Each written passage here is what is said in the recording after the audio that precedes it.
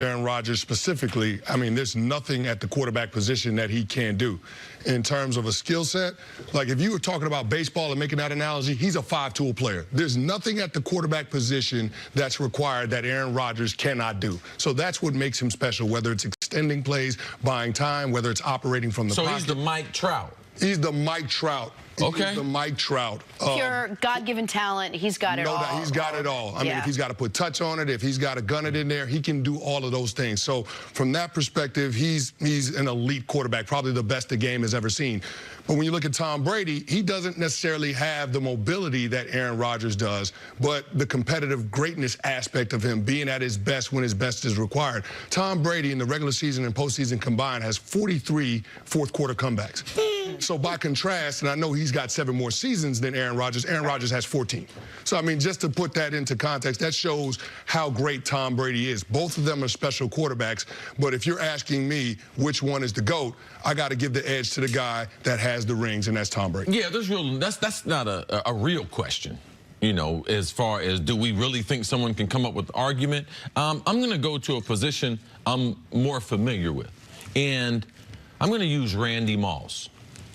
And Randy Moss is the most talented wide receiver that I've worked with, seen with, practiced with. And I've practiced with all the guys. I played in the 80s, 90s, and in 2000. Played in 3 different decades. And you coached a lot of the guys playing right now. Yeah, so I was on the practice field at a number of Pro Bowls with Jerry Rice and Michael Irvin, Andre Rison, and the greatest that ever played in that era, Tim Brown, Andre Reed, all of them. And Randy Moss is the most talented guy that I've ever seen at wide receiver. He can do things that I've never seen anyone do. But he's not the best wide receiver. Aaron Rodgers is the best quarterback. He's just like Randy Moss. He is rare. He is a rare type of athlete. But he's not the best quarterback. Jerry Rice is the best wide receiver. And Tom Brady's the best quarterback. Not just because of one thing they do. It's the totality of what they do and what they've done. With all the skills that they have, they are not the most athletic. They are not the smartest. Now, both of them had in common is great situations. Greatest coach, Bill Walsh. Greatest coach, Bill Belichick.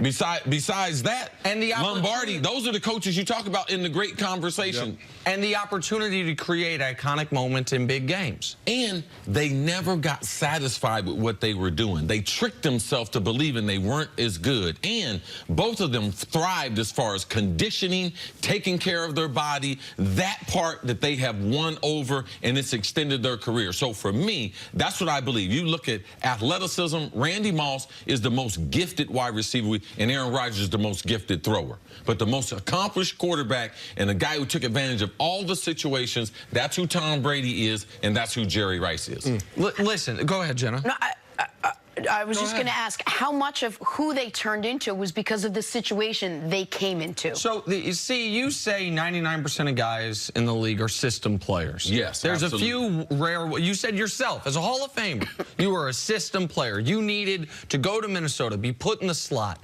get the opportunity to show the different things you could do to extend your career as long as it did. So it's not a knock. But there is, 99% means there's 1% left over. That's Lawrence Taylor. Yep. That's Barry Sanders. Yep. I believe that's Aaron Rodgers. I agree with you. Because I think Aaron Rodgers actually did not go to a beneficial system or place. First of all, he's outdoors in Green Bay. And that is, if you talk about where do you want to play quarterback, I know Favre was amazing there. There and Buffalo are the worst 2 spots if you were looking to, as far as conditions to throw the football. And conditions put up gaudy numbers. It's one thing to win, like to have the fan base, but to put up gaudy numbers. He also, you don't want to be the guy to replace a guy. You want to be the guy that replaces the guy that replaced the guy. He replaced a legend who was coming off a 13-3 season. People forget this. Yes. 2007, Favre's last year.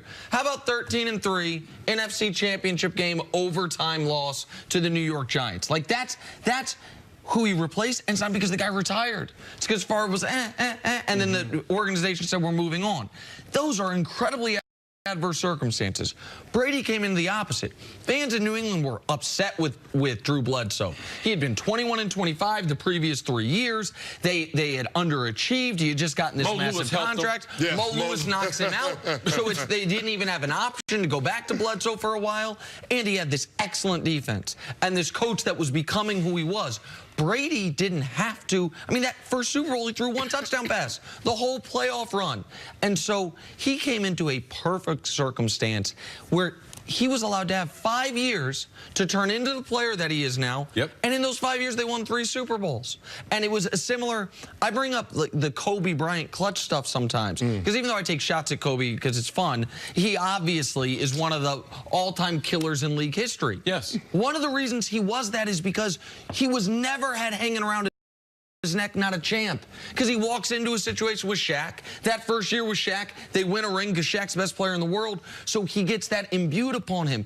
Brady had a similar thing. He's always going to be a champion. The debate was Brady v. Manning, right? And it was the knock on Peyton. I can't win big. Might have better numbers, might have better arm, but Brady. So Brady walked into a perfect circumstance, made the most out of it. Rodgers, I think, could have walked into any circumstance and become Aaron Rodgers. Chris Canty, what if you switch those two? Would the career paths be different? I don't know how much they would be different because although I do acknowledge what Nick is saying about the situation that Brady stepped into versus what Aaron Rodgers stepped into, both of them were with stable organizations. And I think that's probably the most important part when you talk about sustained excellence at the quarterback position. Now, when you look at Tom Brady, I give a lot of credit of what happened in the last couple of decades to Tom Brady, probably even more so than Bill Belichick, because even though Belichick is a great head coach, if you don't have the best player on the team reinforcing the messaging coming from the head coach to the rest of the guys in the locker room, the other 52, then you're probably going to have a problem with developing the culture that the coach wants to implement. So that's why I look at Tom Brady and say what he's done in New England is invaluable. So when you see that gaffe that Ty Montgomery had on Sunday, bringing that kickoff out of the end zone, you never hear about Patriots doing that. Now, everybody says that's because of Bill Belichick, but I also think that's because Tom Brady has a certain standard that he expects, and he holds everybody in that locker room accountable for that. I don't think it's a coincidence that we saw Aaron Rodgers trying to hold his teammates accountable going back to training camp, talking about the wide receivers not giving a good look on the scout team, demanding more from everybody in that locker room. I don't think that's happenstance. I think Aaron Rodgers is looking at his career mortality after what happened last year and recognizing if he wants to capitalize on these last years that he has in the NFL, he's got to take a page out of Tom Brady's book and be more of a factor in terms of setting the standard. I believe in fate and destiny. I don't believe in luck. There's one time when I was trying to decide as an accomplished high school basketball player and football player, I was trying to decide and I was very confused of where I was going to go to school. And I asked my mom, and I said, Mom, no one ever asked you where I'm going to go to school. And she said, baby, I'm so glad. I was the second youngest of 7 kids. She said, I'm so glad. No one ever asked me if I wanted to tell you this. I had a dream. One of my boys went to Ohio State. And on that day, at the living room table in the housing project, I decided I was going to go to Ohio State. And I would say that the history was set. I believe that Tom Brady was supposed to go to Belichick because he changed Belichick. I believe Michael Jordan was supposed to be drafted by the Bulls and be left at the airport where some random guy picked him up and was able to take him to the office. They didn't even send a limousine for him. So I believe that the best of the best, when you're supposed to go somewhere. Now, are you going to do what you're supposed to do? I believe you're supposed to sit behind Favre. And Brett Favre set that example. Brett Favre raised the bar for him that once Aaron came in, Aaron tried to hold it. So I believe in more of a destiny to the greatest players ever. I just want to show the audience why this is a debate and then why it's not a debate. The reason this is a debate is here's what Rodgers versus Brady do on an average year. Here's the average season. Both are amazing, but Rodgers has him beat in every single category along the right-hand side. So that's why you can have this discussion. But here's why it's not a debate. Here's what they've done in the totality of their careers. Wow. And I know Brady's had more time, but it's disproportionate to this.